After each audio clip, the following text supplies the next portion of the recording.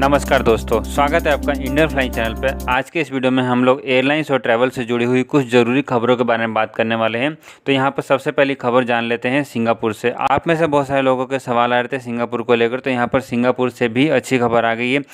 जी हाँ दोस्तों, सिंगापुर ने यहाँ पर टेक वीज़ा को शुरू कर दिया है। यदि आपको नहीं पता टेक वीज़ा क्या है, तो यहाँ पर हम आपको बताना चाहेंगे कि यदि आप सिंगापुर में ट्रैवल करना चाहते हैं और आप किसी काम के सिलसिले से जाना चाहते हैं, जैसे कि आप यदि किसी भी काम के सिलसिले से सिंगापुर में ट्रैवल करना चाहते हैं, तो यहाँ पर टेक वीज़ा सिंगापुर ऑफ़र कर रहा है। यहाँ पर आपको बताना चाहेंगे कि ये टेक वीज़ा तकरीबन 2 साल का रहने वाला है, जहाँ पर अब तक 500 लोगों ने इस टेक वीज़ा के जरिए अप्लाई करके ट्रैवल कर चुके हैं।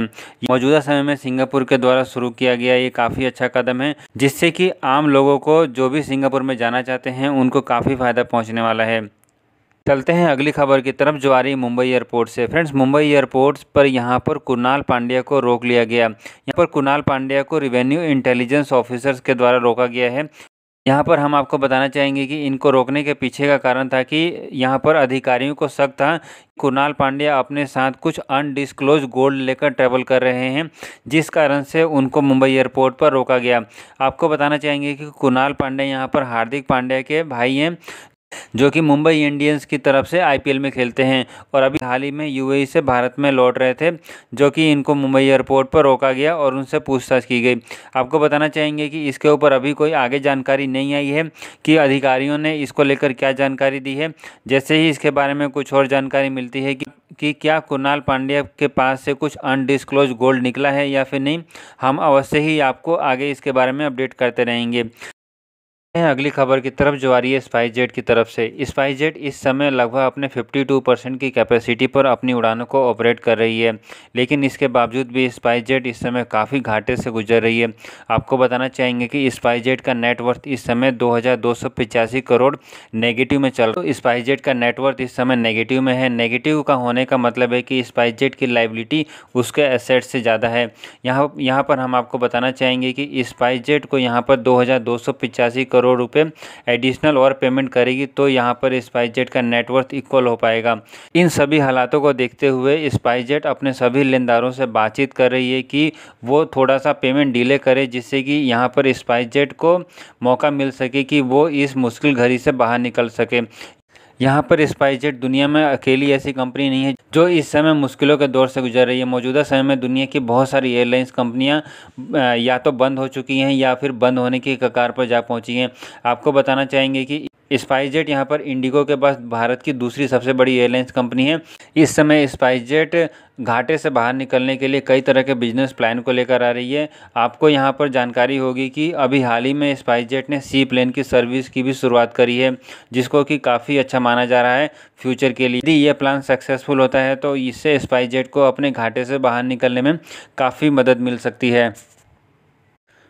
एयरलाइन से अगली खबर आ रही है साउथ अफ्रीका को लेकर। फ्रेंड्स, साउथ अफ्रीका में, यदि आप साउथ अफ्रीका में ट्रैवल करने की सोच रहे थे, तो फ्रेंड्स अब यहाँ पर आपका इंतज़ार पूरा होता हुआ नज़र आ रहा है, क्योंकि यहाँ पर साउथ अफ्रीका की सरकार ने ये अनाउंसमेंट कर दिया है कि वो अपने अंतर्राष्ट्रीय बॉर्डर सभी देशों के साथ खोल रहे हैं। जी हाँ दोस्तों, साउथ अफ्रीका ने अभी हाल ही में केवल कुछ देशों के साथ ही अपने अंतर्राष्ट्रीय बॉर्डर को खोला था, लेकिन अब यहाँ पर साउथ अफ्रीका दुनिया के सभी देशों से अपने अंतर्राष्ट्रीय बॉर्डर को खोल रही है और कोई भी व्यक्ति इस समय साउथ अफ्रीका में ट्रैवल कर सकता है। आपको बताना चाहेंगे कि यहाँ पर अब भारत से भी आप साउथ अफ्रीका में जा सकते हैं। आप में से बहुत सारे लोगों के रिक्वेस्ट आ रहे थे साउथ अफ्रीका को लेकर, तो दोस्तों अब यहाँ पर साउथ अफ्रीका जाना आपके लिए आसान हो गया है, क्योंकि अब यहाँ पर साउथ अफ्रीका भारत से आप आसानी से जा सकते हैं। हाँ, लेकिन आपको कुछ ट्रैवल के नियम और रूल्स और साथ ही साथ कोरोना वायरस से रिलेटेड सभी सुरक्षा के नियमों का पालन करके ही आपको ट्रैवल करना पड़ेगा। फ्रेंड्स, अब बात कर लेते हैं कुछ नई उड़ानों की जानकारी को लेकर। तो यहाँ पर सबसे पहले बात कर लेते हैं एयर एशिया को लेकर। एयर एशिया यहाँ पर गोवा से हैदराबाद के बीच में अपनी नई उड़ानों की शुरुआत कर रही है। ये नई उड़ानें 18 नवंबर से शुरू हो रही हैं। इसके अलावा एयर एशिया एडिशनल उड़ानें बेंगलुरु, कोची, कोलकाता और बागडोगरा से भी एडिशनल उड़ानों की शुरुआत कर रही है। यहाँ पर केवल एयर एशिया ही नहीं, दूसरी एयरलाइंस कंपनियां भी अपनी एडिशनल उड़ानों की शुरुआत कर चुकी हैं, क्योंकि अब यहाँ पर भारत सरकार ने एयरलाइंस कंपनियों को 70% फ़्लाइट ऑपरेट करने की परमिशन दे दी है, जिसके बाद अब सभी एयरलाइंस कंपनियां अपनी एडिशनल उड़ानों की शुरुआत कर रही हैं। एयरलाइन से अगली जानकारी ले लेते हैं विस्तारा को लेकर। विस्तारा यहाँ पर दिल्ली से देहरादून के लिए अपनी नई फ़्लाइटों की शुरुआत कर चुकी है। विस्तारा की ये नई उड़ानें सप्ताह में 3 दिन रहने वाली हैं, सोमवार, बुधवार और शनिवार को।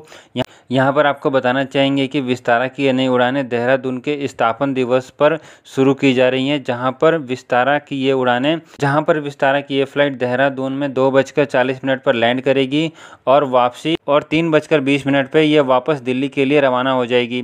आपको यहाँ पर बताना चाहेंगे कि इकोनॉमी क्लास का फ़्लाइट का किराया 2400 रुपये रखा गया है और बिजनेस क्लास का 12,000 रुपये है। एयरलाइन से अगली जानकारी ले लेते हैं। अमेरिकन और यूरोपियन एयरलाइंस कंपनियों के हवाले से क्या जानकारी निकल कर सामने आ रही है। फ्रेंड्स, यहाँ पर ये पता होना आपको ज़रूरी है। यहाँ पर आपको बताना चाहेंगे कि मौजूदा समय में कोरोना वायरस के कारण एयरलाइंस कंपनियाँ पहले ही घाटे में जा रही थी, लेकिन अब जो खबर निकल कर सामने आ रही है उस खबर के अनुसार आने वाले समय में कोरोना वायरस और भी तेज़ी से फैलने वाला है। जी हाँ दोस्तों, यहाँ पर जो प्रेडिक्शन सामने आ रही है उसके अनुसार दिसंबर और जनवरी और फरवरी में कोरोना वायरस काफ़ी तेज़ी से फैलने वाला है, क्योंकि वो विंटर का सीज़न होगा और विंटर के सीज़न में यहाँ पर कोरोना वायरस काफ़ी तेज़ी से फैल सकता है, जिस कारण से यहाँ पर एयरलाइंस कंपनियों को पहले से निर्देश दिए जा रहे हैं कि आगे आने वाले समय में उनको काफ़ी ज़्यादा घाटा हो सकता है, जिसके लिए एयरलाइंस कंपनियाँ पहले से तैयारी करके रखें। ये जानकारी खुद यहाँ पर अमेरिका की सरकार और साथ ही साथ यूरोप के कई देशों ने एयरलाइंस कंपनियों को हिदायत दे रही हैं कि वो इसकी तैयारी पहले से करके रखें कि आने वाले समय में पूरी तरीके से लॉकडाउन लग सकता है या फिर पार्शियल लॉकडाउन लग सकता है, जिससे कि फ़्लाइटों की उड़ान के ऊपर पूरी तरीके से या फिर पार्शियल प्रतिबंध भी लगेगा। जी हाँ दोस्तों, यहाँ पर यदि आप एयरलाइन से ट्रैवल करने की सोच रहे हैं, चाहे आप अमेरिका जाना चाहते हैं या फिर यूरोपियन कंट्री में जाना चाहते हैं, तो हम आपसे रिक्वेस्ट करेंगे कि आप अपना ट्रैवल जल्दी से जल्दी पूरा कर लें, क्योंकि हो सकता है कि जब तक आप अपने फ़्लाइट की टिकट बुक करें तो हो सकता है कि लॉकडाउन के कारण आप ट्रैवल ना कर पाएँ और आप जहाँ पर हैं वहीं पर फंसे रह जाएं। तो फ्रेंड्स, यहाँ पर हम आपसे रिक्वेस्ट करना चाहेंगे कि आप अपना ट्रैवल जल्दी जल्दी पूरा करें ताकि आप अपने घरों पर सुरक्षित आसानी से पहुँच सकें। फ्रेंड्स, आज के इस वीडियो में फ़िलहाल इतना ही रखते हैं। वीडियो आपको थोड़ी सी भी अच्छी लगी होगी तो वीडियो को लाइक ज़रूर करके जाएं और चैनल को यदि आपने पहली बार देखा है तो इस चैनल को ज़रूर सब्सक्राइब करें, क्योंकि हम यहाँ पर आपके लिए रोज़ाना बेसिस पर एयरलाइन से ज़रूरी खबरों को लेकर आते रहते हैं। इंडियन फ्लाइंग फैमिली की तरफ से आप सभी लोगों को दिवाली की ढेर ढेर शुभकामनाएँ।